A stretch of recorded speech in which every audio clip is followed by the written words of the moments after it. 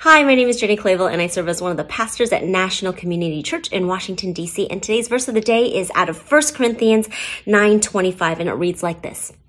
Athletes exercise self-control in all things. They do it to receive a perishable wreath, but we an imperishable one. Some versions say crown instead of wreath, but for most of us, when we hear crown, we think of the metal crowns with jewels.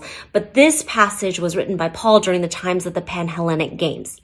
Now, the Olympic Games, that might sound more familiar, was part of the Pan-Hellenic Games. But since we're reading out of Corinthians here, Paul is most likely talking about the Isthmian Games that were hosted near Corinth every 2 years and was dedicated to the Greek god Poseidon.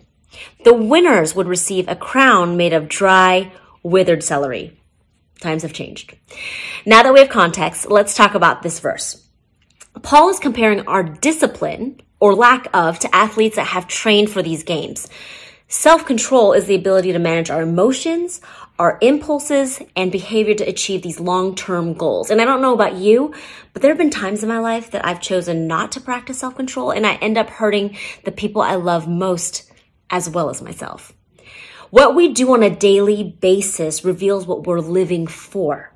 Are we training and practicing for a life that worships Poseidon? Maybe money, respect, our careers, our children, maybe the perfect house? Because though all those things are great, they'll only get us a wreath of dried, withered celery. It all perishes. But we as believers have been called to live a life that at all times loves others well, inviting them into the eternal kingdom of God, because the kingdom of God does not perish. It is forever.